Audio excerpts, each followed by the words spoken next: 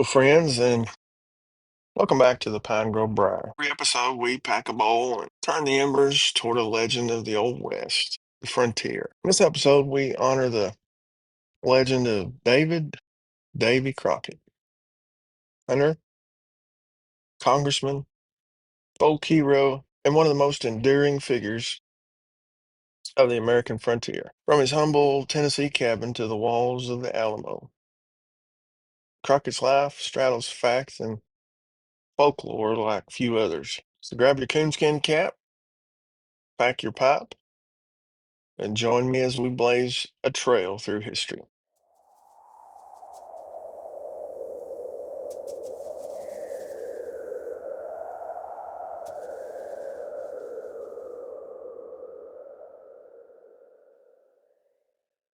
Before we get into the story today, though, I want to make mention of a couple different things. I want to remind you about our friends at the Gatlinburg Tobacconist, found in the Mountain Mall in Gatlinburg, Tennessee, on Level D.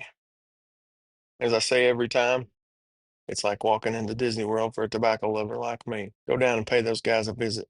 You'll not regret it. Also, want to make mention of our friends at Lee's Bait and Tackle, found in the Northtown Plaza on top of the 4 lane in Oneida, Tennessee. They make custom plastics. As a matter of fact, they just got some done for myself, and I love those things. And they'll do you right on the price. Lastly, find our friends at Sewell's Woodworks on Etsy. They have different 3D printed items. They can, of course, make you some, as the name suggests, they can make you some woodwork items, and go check them out. Find them on Etsy at Sewell's Woodworks. David Crockett was born, as a matter of fact, I remember as a kid, I said in our intro that you needed to grab your coonskin cap. I remember having one of those as a kid. If you ever been to Cumberland Falls Park in Kentucky, they sold those coonskin caps. I remember grabbing me one of those when I was a kid. That was one of the first things that I wanted that I can remember. Anyway, David Crockett, he was born August 17th, 1786 in Greene County, Tennessee. It was still then part of North Carolina. He was the son of John and Rebecca Crockett. He grew up in a log cabin carved from wilderness.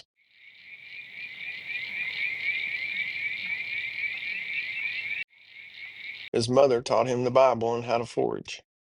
His father taught him the rifle. By age 10, he'd lost 2 fingers in a shooting accident. Story goes he snuck off to shoot a squirrel and the flintlock misfired. Legend says, this is what the legend says, he stitched the fingertip back on himself, then kept right on hunting. School was scant, but and mostly occurred outdoors. His early education came from reading Aesop's fables and a family Bible carried from Virginia. Neighbors whispered about his prowess with a long rifle. By 15, he was guiding hunts and trapping beaver along the Nolechucky River. Tales of him wrestling bears or bars grew so common that the coonskin cap, originally worn for warmth, became his trademark in folklore. In 1806, Davy headed into the Tennessee backcountry as a trapper and hunter. He supplied furs to Knoxville traders, earning a reputation for never coming home empty-handed, even designing snares that the local hunters adopted wholesale. When the Creek War erupted from 1813 to 14, Crockett joined the Tennessee militia under Colonel Andrew Jackson.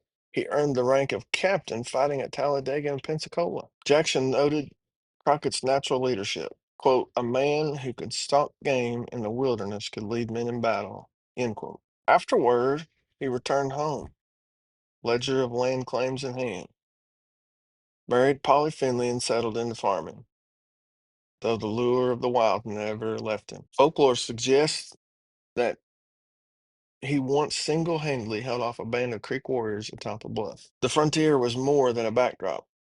It shaped his character. He learned patience from trapping, resilience from harsh winters, on the Cumberland Plateau. Some would say plateau, but I say plateau. So that's how we're going to go with it. And negotiation at trading posts with Cherokee and Shawnee. His frontier fame propelled him into politics. In 1821, he won a seat in the Tennessee State Assembly. In 1827, he unseated a Jackson ally to become a U.S. congressman.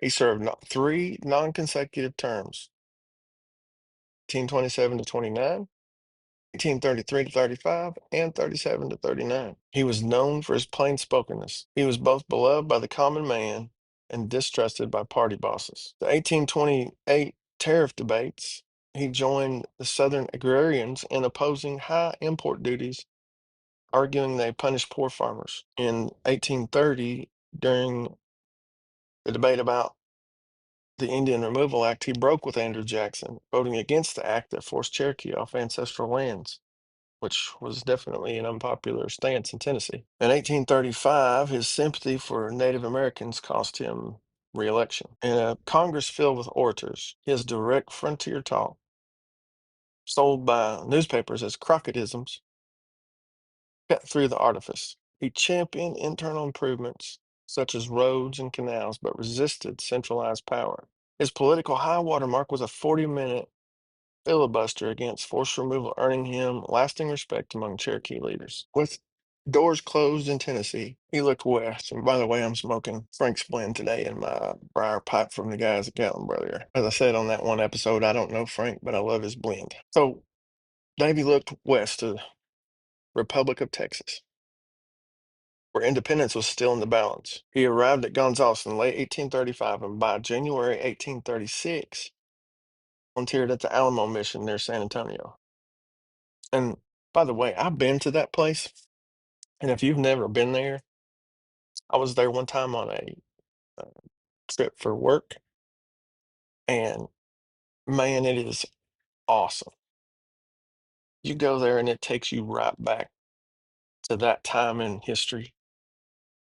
It's right in downtown San Antonio, Texas, but even in the hustle and bustle of being in downtown, man, it is something else. It is a sight to see. You need to go check that out if you get a chance. Historians really disagree on whether Crockett led a scouting party or served as a private, but all agree he was there when Santa Anna's forces laid siege. The final stand was on February the 23rd through March the 6th, 1836. About 180 volunteers, including Crockett, held the Alamo against 1,800 Mexican troops. Can you imagine what kind of grit and determination that it must have taken for 180 men to fight against 1,800 enemy troops?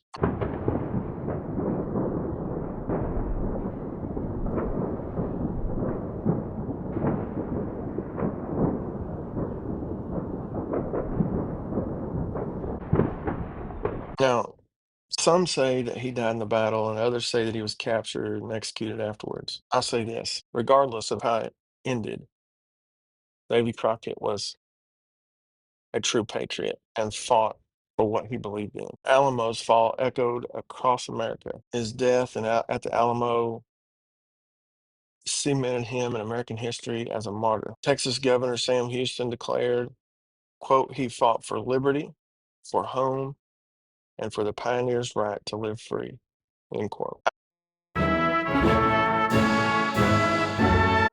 After his death, his legend exploded. Parson Weems, who had invented the cherry tree myth about George Washington, published a narrative of the life of David Crockett in 1834. He weaved a lot of fact and fiction together.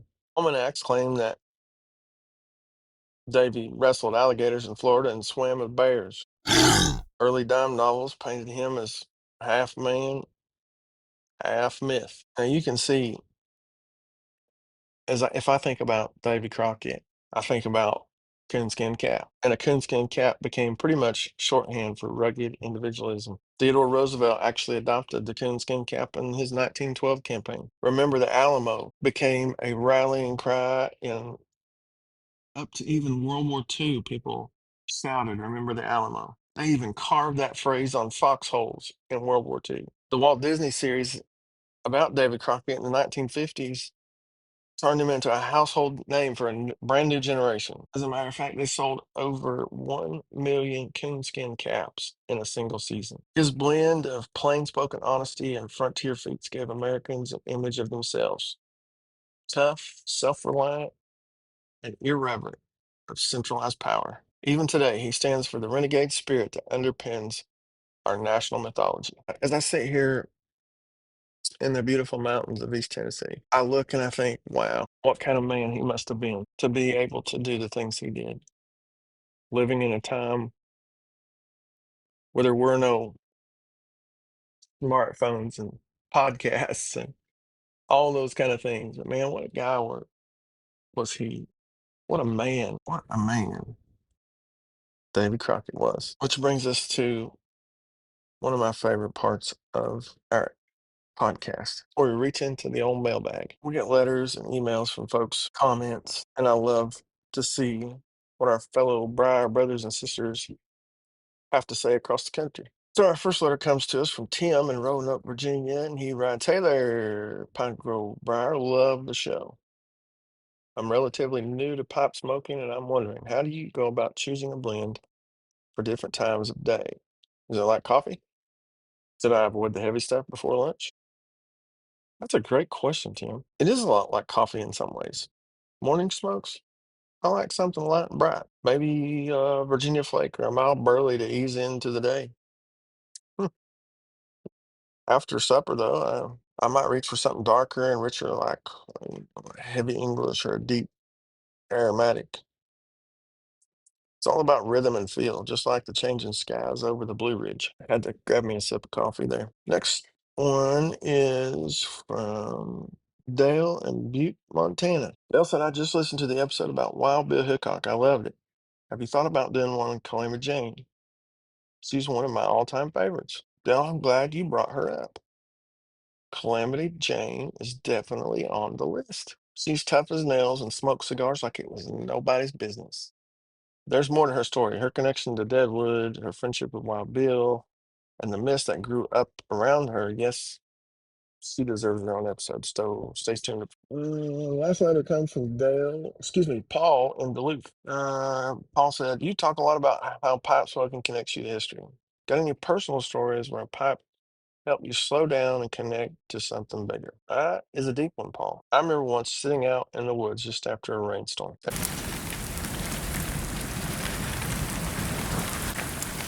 Everything was just soaked in steel. I lit up a bowl of burley and black, and I promise you, it was as if the world held its breath. The slow rhythm of puffing, the scent of damp earth and wood smoke. It brought to mind the generations before us who found peace the same way. In my opinion, pipes aren't just tools, they're kind of like time machines. I appreciate everybody's wrote in this week. And if you've got questions, stories, or just want to say hello, you can always reach me at pinegrovebriar@gmail.com. I read every note, and I just might read yours on the next episode. So be sure and send in your email. Davy Crockett, he reminds us that history is never simple. Fact bleeds into folklore, and ordinary men can indeed become legends. As you explore new blends, remember to look for the stories in every leaf. Next time on the Pine Grove Briar, we're probably going to follow another Pathfinder, Daniel Boone, and match his wilderness road, possibly to a classic full Virginia flake. So, thanks for joining us today on the Pine Grove Briar. I appreciate every one of you. Until then, keep your pipe lit. I might get my tongue untied one time for this episode. So just bear with me.